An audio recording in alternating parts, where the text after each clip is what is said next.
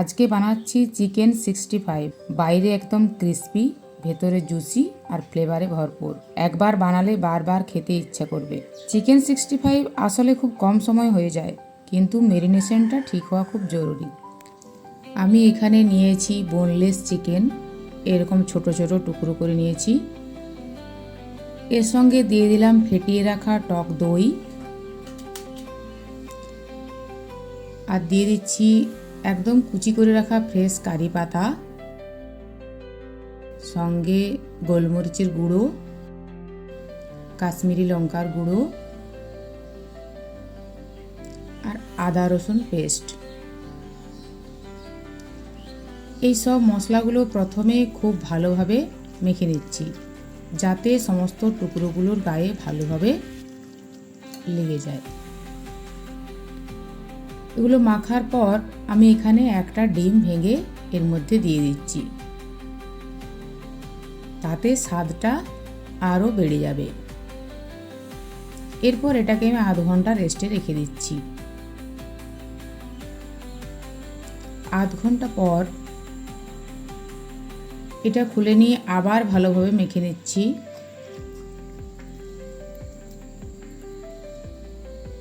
মেখে নেওয়ার পর এখানে দিয়ে দিচ্ছি ব্ল্যাক সল্ট,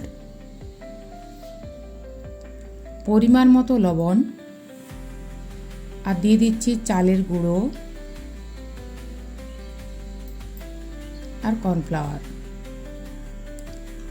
প্রথমেই খুব বেশি দেওয়ার দরকার নেই, বুঝে শুনে দেবেন, কারণ খুব বেশি কর্নফ্লাওয়ার আর চালের গুঁড়ো দিয়ে দিলেই কোটটা একটু মোটা হয়ে যাবে। আমার এখানে আর একটু প্রয়োজন ছিল, আমি এখানে চালের গুঁড়ো মিশিয়ে দিলাম।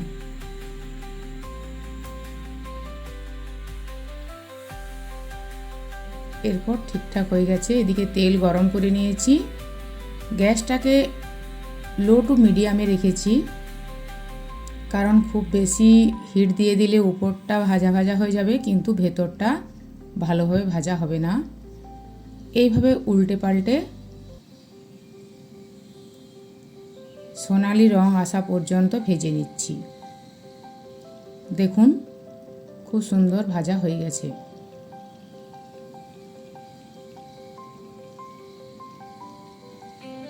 এরপর এগুলো তুলে নিচ্ছি। এইভাবে সমস্ত চিকেনের টুকরোগুলো ভেজে নিলাম।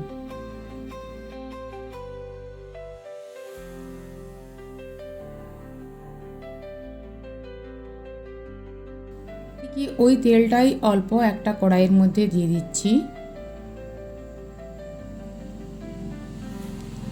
ছোট ছোট করে কুচি করে রেখেছিলাম রসুন, সেগুলো দিয়ে দিলাম। রসুনগুলো হালকা ভাজা ভাজা হলেই কাঁচা লঙ্কা দিয়ে দিচ্ছি আর কারি পাতা।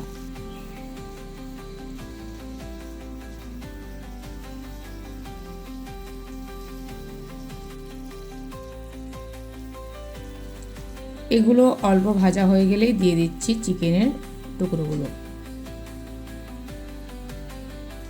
আর এটাতে খুব বেশি সময় লাগবে না, হাই ফ্লেমে দু একবার নেড়ে চেড়ে নিলেই তৈরি হয়ে যাবে।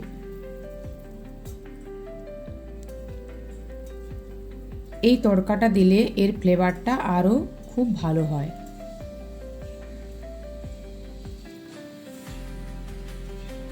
দেখুন পুরোপুরি তৈরি হয়ে গেছে চিকেন 65।